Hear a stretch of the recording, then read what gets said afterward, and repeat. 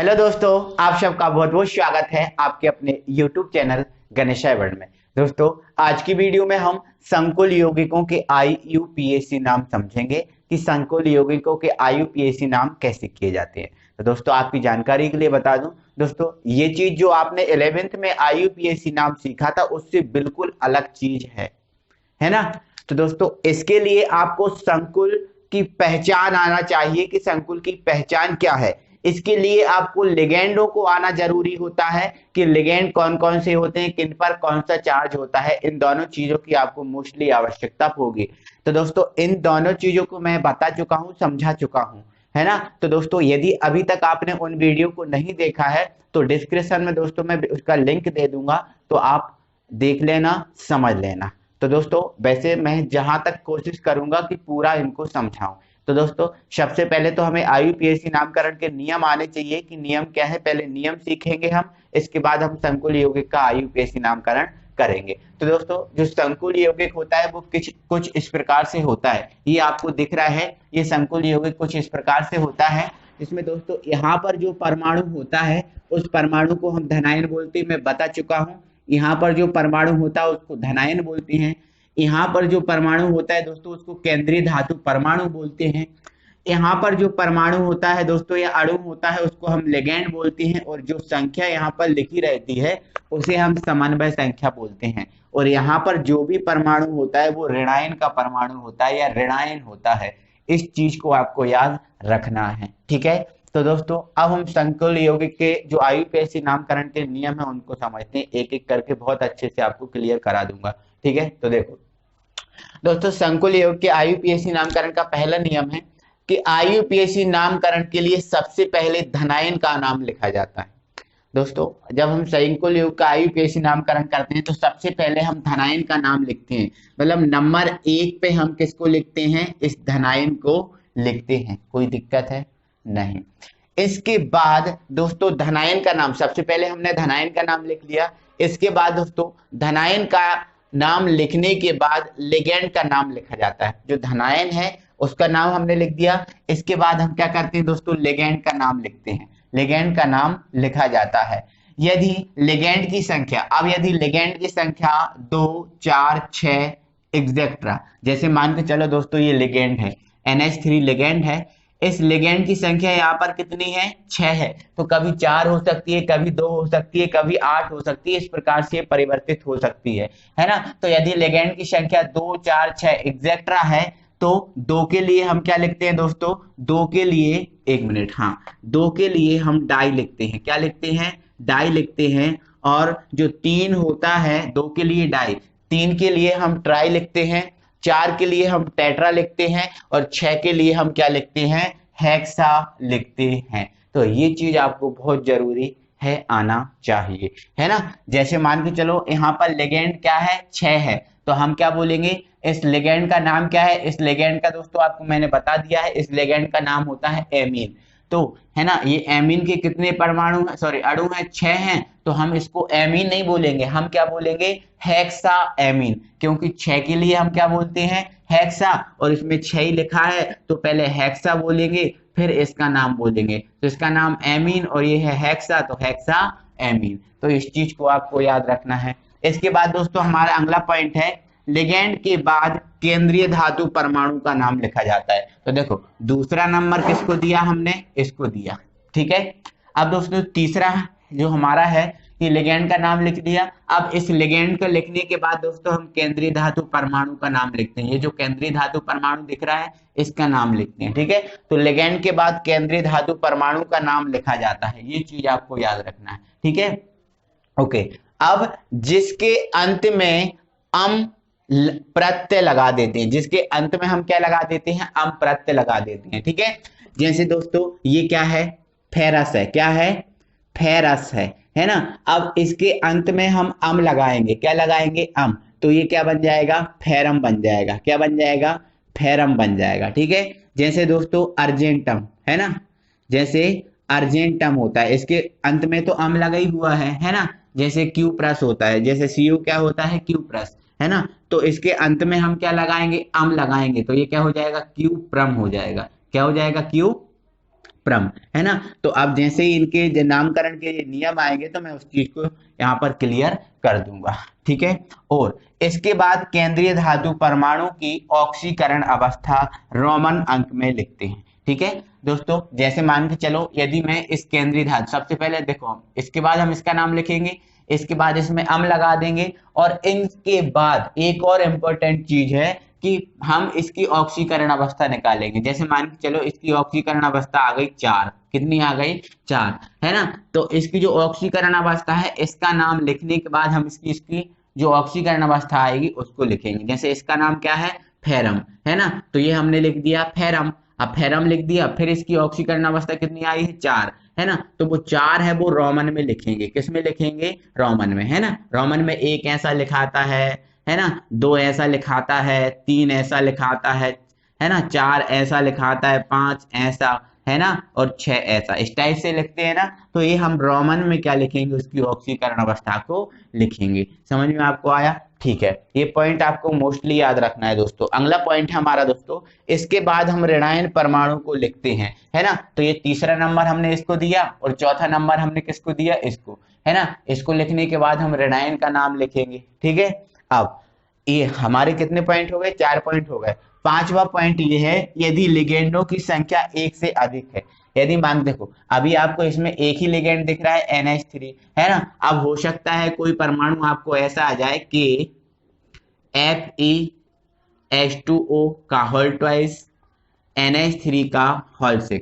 अब इसमें 2 केंद्रीय धातु परमाणु आ गए, नो 2 लिगेंड आ गए। एक लिगेंड देखो ये है और एक लिगेंड ये है, 2 लिगेंड आ गए, है ना। तो यही बात इन्होंने कही है, यदि लिगेंड की संख्या 1 से अधिक है तब इनका क्रम अंग्रेजी वर्णमाला के क्रम में होता है ना। यदि इसमें 2 लिगेंड 2 लिगेंड आ गए तो इनका जो नाम है वो हम अंग्रेजी वर्णमाला के क्रम में लिखेंगे। कैसे, जैसे मान के चलो इसको हम क्या बोलते हैं, एक्वा, क्या बोलते हैं, एक्वा, और इसको हम क्या बोलते हैं, एमीन, क्या बोलते हैं, एमीन, है ना। तो देखो एक्वा और या फिर मान के चलते हैं हम दूसरा लिगेंड है कोई दोस्तों, यहाँ पर हमने मान लिया CN है, अभी क्या है, CN है। तो इसको हम क्या बोलेंगे, साइनाइड बोलेंगे, और इसको हम क्या बोलेंगे, एमीन, क्या बोलेंगे, एमीन, है ना, ऐसा एमीन बोलेंगे, ठीक है। तो एमीन में E पहले आ रहा है कि साइनाइड में C पहले आ रहा है ना। तो आप ये देखो कि जो ABCD हम पढ़ते हैं, ABCD में C पहले आता है कि E पहले आता है। तो देखो ABC, C पहले आता है, फिर D और फिर E, C पहले आता है, मतलब साइनाइड को हम पहले लिखेंगे और जो एमीन है उस एमीन को बाद में लिखेंगे, ठीक है। जब मैं इनके IUPAC नामकरण कराऊंगा तब आपको बहुत अच्छे से और भी अच्छे से समझ में आ जाएगा। तो ये दोस्तों IUPAC नामकरण के नियम हैं, ये आपने समझ लिए हैं। अब हम संकुल यौगिक का IUPAC नाम देखते हैं। तो इस चीज को आपको याद रखना है दोस्तों, पहले धनायन का नाम, दूसरा लिगेंड का नाम, तीसरा केंद्रीय धातु परमाणु का नाम, और चौथा ऋणायन का नाम। इसको आप फोकस बना लो, अपने दिमाग में बिठा लो। अब हम IUPAC नामकरण के नियम समझते हैं। ये दोस्तों हमारे पास एक संकुल यौगिक है, इसका हमें IUPAC नामकरण करना है। तो आइए हम इसको समझते हैं, बहुत इजी है ना। तो सबसे पहले दोस्तों हम किसका नाम लिखते हैं, धनायन का नाम लिखते हैं। आपको समझ में आ रहा है धनायन का नाम। तो इसमें धनायन क्या है, पोटेशियम है ना। तो सबसे पहले हमने क्या लिख दिया, पोटेशियम, क्या लिख दिया, पोटेशियम। समझ में आपको आया, क्या लिख दिया, पोटेशियम। इसके बाद दूसरे नंबर पे हम किसका नाम लिखते हैं, लिगेंड का। तो यहाँ पर लिगेंड क्या है दोस्तों, CN है, लेकिन यहाँ पर क्या लगा है, 2। तो 2 के लिए हम क्या बोलते हैं, डाई बोलते हैं ना, क्या बोलते हैं, डाई। और लिगेंड का नाम क्या होता है, साइनो। तो हम क्या लिखेंगे, डाई साइनो। क्लियर है कहानी, है ना। दूसरे नंबर पे हम लिगेंड का ही नाम लिखते हैं, तो लिगेंड का नाम लिख दिया, और लिगेंड कितने हैं, 2, तो 2 के लिए डाई, तो हमने क्या लिख दिया, डाई साइनो। इसके बाद तीसरे नंबर पे हम किसका नाम लिखते हैं, केंद्रीय धातु परमाणु का। तो इसमें केंद्रीय धातु परमाणु कौन है, Ag। इसमें अम लगा देते हैं, है ना। तो इसको हम क्या बोलेंगे, अर्जेंटम, क्या बोलेंगे, अर्जेंटम, है ना। और वैसे भी मैंने आपको बता दिया है कि इसको हम अर्जेंटम बोलते हैं, है ना। दोस्तों ये केंद्रीय धातु परमाणु का नाम लिख दिया। अब हमें हमें पता है, आपको भी मैंने बता दिया है कि इसके बाद हम क्या लिखते हैं, ऑक्सीकरण अवस्था लिखते हैं रोमन में। किसमें लिखते हैं, रोमन में, है ना। तो देखो अब हमें पास ऑक्सीकरण अवस्था तो है नहीं इसकी, तो देखो ऑक्सीकरण अवस्था हम कैसे निकालते हैं, हमें किसकी निकालनी है, केंद्रीय धातु परमाणु Ag की निकालनी है, ठीक है। तो आपको पता ही है जिसकी ऑक्सीकरण अवस्था निकालते हैं उसको हम X मान लेते हैं, ठीक है। तो देखो पोटेशियम की कितनी होती है, 1 होती है, प्लस Ag की हमें निकालना है X मान लो, है ना, प्लस Cn की कितनी होती है आपको पता है -1 होती है। अब ये कितना लगा है 2, तो इंटू 2, और पूरे यौगिक की हमने आपको पता ही है क्या होती है 0, है ना। तो ये 1 और ये x -2 का -2 1 में मल्टीप्लाई कर दो तो -2 बराबर 0। 2 में से 1 घटा दो, कितना बचा, -1 बराबर 0। तो x बराबर कितना आ गया, प्लस का 1 आ गया, है ना। ऑक्सीकरण अवस्था आ गई प्लस के 1। अब हमें इसको किस में लिखना है, रोमन संख्या में लिखना है। तो एक को हम रोमन में कैसा लिखते हैं, ऐसे लिखते हैं, तो ये लिख दिया हमने, ठीक है। ये हमारा पूरा काम खत्म। अब इसके बाद हम किसका नाम लिखते हैं, ऋणायन का। तो बोलो इसमें ऋणायन है क्या, इसमें ऋणायन है क्या, नहीं है ना, तो हमारा काम खत्म है, ऋणायन को हमें देखना ही नहीं है। तो ये दोस्तों हमारा इसका हो गया IUPAC नाम। क्लियर है कहानी। चलो अब हम इसका IUPAC नाम देखते हैं, ठीक है। तो सबसे पहले हम किसका नाम लिखते हैं, धनायन का। तो आप इसमें देखो धनायन है क्या, बोलो धनायन है, नहीं है ना, तो धनायन को छोड़ दो। दूसरा नंबर किसका है, लिगेंड का, है ना। तो इसमें लिगेंड है क्या है, H2O, क्या है H2O। अब मैंने आपको बता दिया था H2O को हम क्या बोलते हैं, H2O को हम क्या बोलते हैं, एक्वा। देखो ये इधर से हो गया ना इसका, अब इसका, है ना, एक्वा बोलते हैं। अब इसमें कितना लगा है 6, तो 6 के लिए हम क्या बोलते हैं, हेक्सा, क्या बोलते हैं, हेक्सा। देखो लिगेंड हमारा क्या है H2O, H2O को क्या बोलते हैं, एक्वा, लेकिन इसकी संख्या कितनी है 6, तो ये 6 को हम क्या बोलते हैं, हेक्सा। तो हमें क्या बोलना पड़ेगा पूरा, हेक्सा एक्वा, हेक्सा एक्वा, है ना। तो ये हमने लिख दिया हेक्सा और ये हमने लिख दिया एक्वा, हेक्सा एक्वा, ओके। अब इसके बाद हम किसको लिखते हैं, केंद्रीय धातु परमाणु को। तो केंद्रीय धातु परमाणु इसमें क्या है, Cr है, और Cr को हम क्या बोलते हैं, क्रोमियम। तो बस ये हमने लिख दिया क्रोमियम, क्या लिख दिया, क्रोमियम। इसमें तो बाद में लगा ही है, तो इसमें लगाने की जरूरत नहीं है। अब इसके बाद हम क्या लिखते हैं, केंद्रीय धातु परमाणु की ऑक्सीकरण अवस्था, जैसे इसमें लिखा था, है ना। तो इसमें केंद्रीय धातु परमाणु की ऑक्सीकरण अवस्था क्या है, उसको हमें निकालना पड़ेगा। तो निकाल लो, इसकी निकालनी है ना, Cr की, है ना। तो Cr की निकालनी है, तो उसको मान लो आप X प्लस H2O, और मैंने आपको बता ही दिया था H2O तो उदासीन होता है, और उदासीन की क्या होती है, 0। तो हमने लिख दिया ये 0, है ना, इंटू कितना 6, प्लस अब Cl की कितनी होती है पता है आप सभी को, -1 इंटू 3 बराबर क्या हो जाएगा 0। X ये तो पूरा 0 हो गया, 3 का -1 में मल्टीप्लाई कर लो तो क्या हो जाएगा -3 बराबर 0। इसको आप इस तरफ ले जाओ तो X बराबर क्या आ गया, प्लस का 3, है ना। तो इस प्लस के 3 को रोमन में हम क्या लिखेंगे, 1 2 3 ऐसे लिखेंगे, लिख दिया।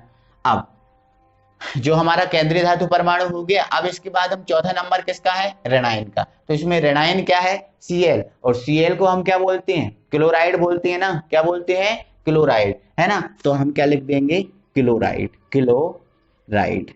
क्लियर है कहानी। तो दोस्तों मुझे ऐसा लग रहा है कि अब आपको समझ में आ गया होगा पूरा, है ना। यदि आपको फिर भी यदि कोई दिक्कत है तो मुझसे बिल्कुल पूछिए, बेझिझक पूछिए, ठीक है। चलो इसके बाद दोस्तों हम अगला IUPAC नाम आपको बताते हैं, ठीक है। देखो ये हमारे पास लिखा है K2HG, K2HGI4, ये लिखा हुआ है K2HGI4, है ना।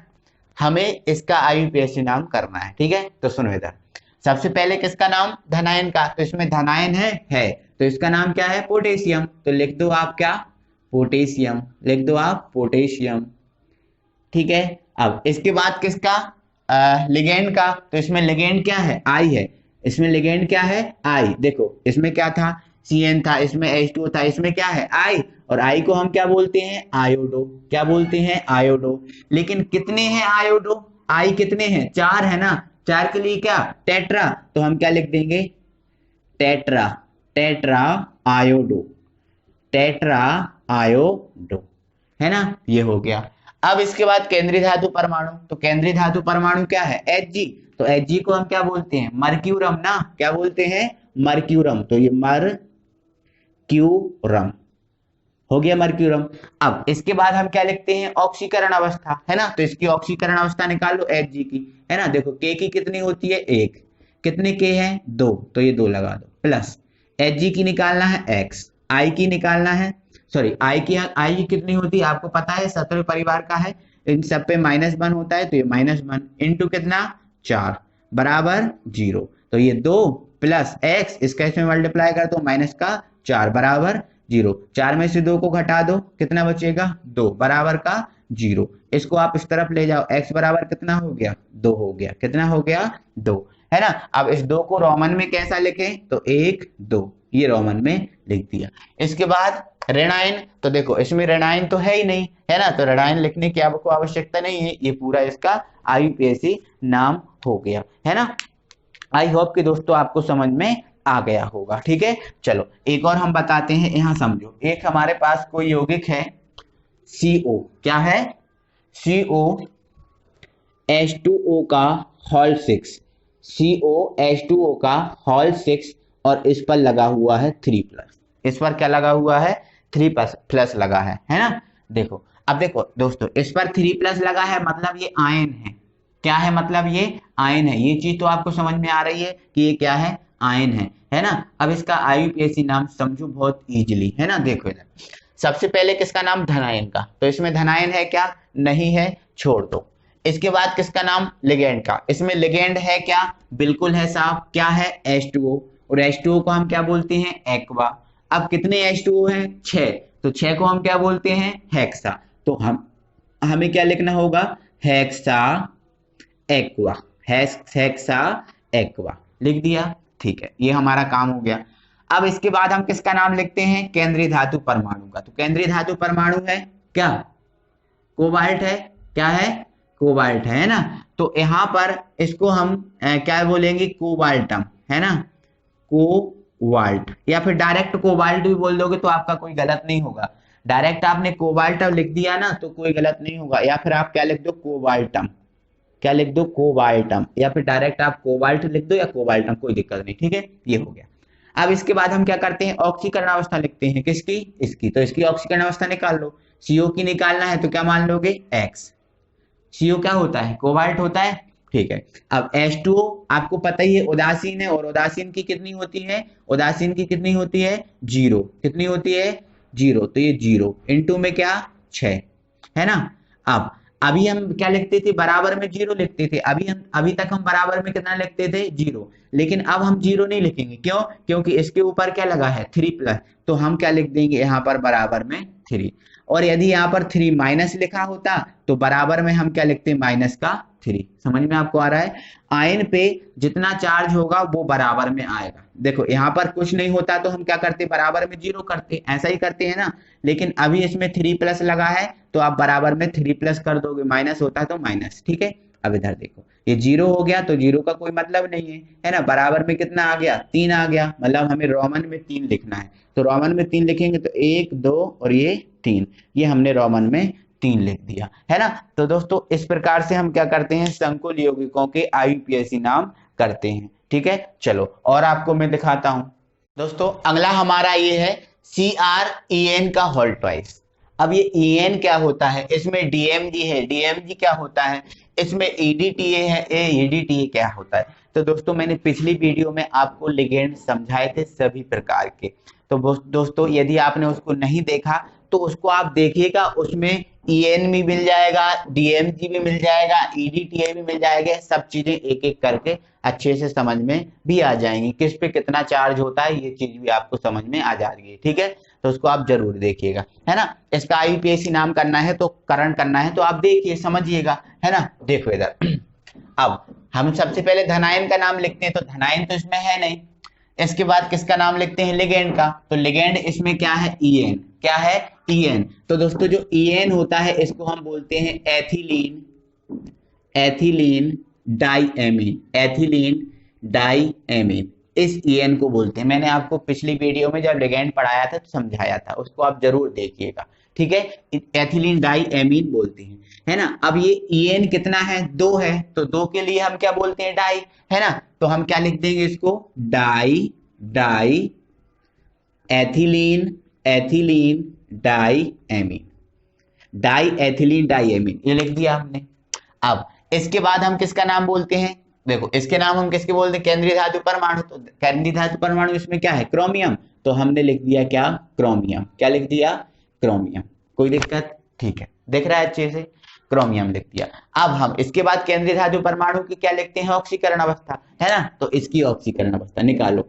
इसकी निकालना है तो x मान लोगे। अब En की कितनी होती है, तो दोस्तों मैंने पिछली वीडियो में आपको बताया था En की ऑक्सीकरण अवस्था 0 होती है, क्योंकि उदासीन होता है। क्या होता है, उदासीन। तो इसकी क्या हो जाएगी, 0 इंटू कितना, 2 बराबर 0। तो यहाँ पर हम 0 को मल्टीप्लाई इसमें कर देंगे तो 0 बराबर 0, मतलब x बराबर कितना आ गया, 0 आ गया, है ना। तो रोमन में 0 को हम कैसा लिखते हैं, ऐसा, ये इसका IUPAC नाम हो गया। समझ में आपको आ गया, बिल्कुल आ गया होगा, ठीक है। चलो इसके बाद हम इसकी ऑक्सीकरण अवस्था देखते हैं, देखो, है ना। तो सबसे पहले लिगेंड, देखो केंद्रीय धातु परमाणु तो है ही नहीं, लिगेंड बोलना है, तो लिगेंड कितना क्या है आपके पास, DMG, है ना, ठीक है। इस DMG को हम क्या बोलते हैं दोस्तों, डाई मैथिल गिलाई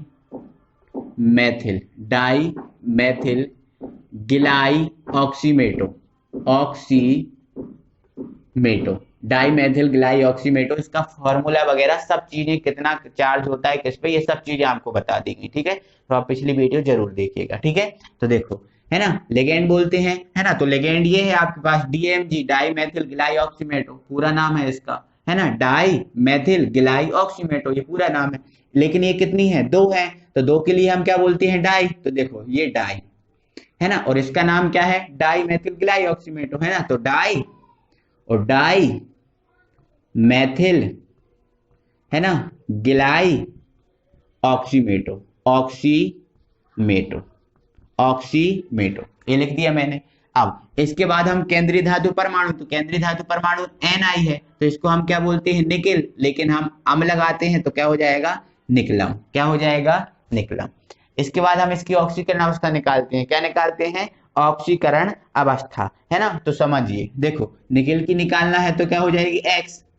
अब इस पे दोस्तों जो DMG होता है, इस DMG पे 2 चार्ज होते हैं, 2 माइनस होते हैं, है ना। तो इसकी ऑक्सीकरण, सॉरी दोस्तों, इस पे एक ही माइनस, जो DMG होता है उस पे एक माइनस होता है। क्या होता है, एक माइनस होता है, ठीक है, एक माइनस होता है। तो इसकी ऑक्सीकरण अवस्था है वो क्या हो जाएगी, देखो, -1 इंटू 2 बराबर 0, इस 2 का मल्टीप्लाई कर दो तो -2 बराबर 0, तो x बराबर कितना जाएगा, 2। तो रोमन में हम इसको लिखेंगे तो ऐसा लिख पाएंगे ना, बोलो हाँ कि ना, ठीक है। तो ये हमारा क्या हो गया, इसका IUPAC नाम। अब दोस्तों एक चीज और देखो, जब डाई डाई पास पास में 2 बार एक साथ आ जाए, जब डाई डाई एक साथ आ जाते हैं तो इस पूरे को हम क्या बोल देते हैं, बिस बोल देते हैं, क्या, बिस, है ना। तो ये हो गया बिस, और ये मैथिल गिलाई ऑक्सीमेटो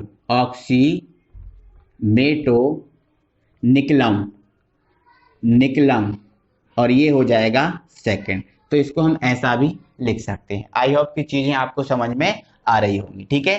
अब दोस्तों नेक्स्ट हमारा क्या है, EDTA का। तो जो EDTA होता है दोस्तों, इस पे 4 माइनस होते हैं। कितने माइनस होते हैं, 4 माइनस होते हैं ना। तो आप समझिएगा, है ना, तो समझो आप, है ना। EDTA का फुल फॉर्म क्या है, डाई मैथिल, नहीं दोस्तों, डाई एमीन, नो यार, एक मिनट दोस्तों, थोड़ा होता है इसका पूरा नाम, देखो एथिलीन डाई एमीन, क्या, एथिलीन डाई एमीन टेट्रा एसीटेटो, है ना, क्या है, एथिलीन डाई एमीन, है ना, टेट्रा एसीटेटो, है ना, टेट्रा एसीटेटो, ठीक है। तो ये इसका पूरा नाम होता है, ठीक है। तो सबसे पहले किसका नाम लिखना है, धनायन का, तो पहले आप इसका लिख देना। फिर लिगेंड का, तो लिगेंड क्या है, EDTA, तो इसका पूरा नाम क्या है, एथिलीन डाइअमीन टेट्रा एसीटेटो, है ना। तो देखो सबसे पहले आप किसका लिख लेना, इसका, तो इसका नाम क्या है, सोडियम, क्या है, सोडियम, है ना। फिर आपको लिखना है इसका नाम लिगेंड का, तो लिगेंड क्या है, एथिलीन डाई एमीन टेट्रा एसीटेटो, टेटो, ये पूरा हमने लिख दिया। अब इसके बाद हम किसका नाम लिखते हैं, देखो केंद्रीय धातु का, तो केंद्रीय धातु क्या है, निकेल, तो हमने क्या लिख दिया, निकलम, क्या लिख दिया, निकलम। अब इसके बाद हम क्या लिखते हैं, इसकी ऑक्सीकरण अवस्था, तो देखो ऑक्सीकरण अवस्था निकालो, सोडियम 1 है, सोडियम की क्या होती है 1+ होती है, तो देखो 1, अब कितने हैं सोडियम 2, तो इंटू 2 प्लस, निकिल की कितनी होती है, निकिल की तो सॉरी हमें निकिल की तो निकालनी है, तो क्या हो जाएगी x, क्योंकि हम केंद्रीय धातु परमाणु की ऑक्सीकरण अवस्था निकालते हैं, ठीक है। अब इस पे कितने माइनस होती है, 4 माइनस है ना, तो इसकी कितनी हो जाएगी -4 बराबर 0। अब इसका सूत्र मैंने जब बताया था आप उसको देख लेना पिछली वीडियो में जाके, उस पे 4 माइनस होते हैं, आपको समझ में आ जाएगा, ठीक है। तो ये 2 + x - 4 बराबर 0, 4 में से 2 घटा दो, -2 बराबर 0, इसको आप इस तरफ ले जाओ, x बराबर कितना आ गया +2, तो 2 को रोमन में कैसा लिखेंगे हम, इस टाइप से, ठीक है। तो ये इसका IUPAC नामकरण आ गया है ना। तो दोस्तों इस प्रकार से मैंने आज कम से कम 8 से 10 IUPAC नामकरण आपको बताए हैं, जो आपको समझ में आ गए होंगे, मुझे आशा ऐसा है लगता है। तो दोस्तों यदि वीडियो आपको अच्छा लगा है तो वीडियो को लाइक कीजिए, और दोस्तों हाँ अगली वीडियो आएगी, उसमें दोस्तों 2 और 3 यदि लिगेंड हैं, यदि किसी संकुल में 2 और 3 लिगेंड है तो उनका IUPAC नाम कैसे किया जाता है, उस चीज को मैं अगली वीडियो में आपको क्लियर करूंगा, है ना। बाकी आप कर सकते हो तो कर लेना, कोई दिक्कत नहीं, मैंने इतना समझा दिया, पूरा आप समझ गए होंगे, है ना। तो दोस्तों अगली वीडियो में हम फिर आपसे मिलते हैं, तब तक के लिए थैंक यू वेरी मच।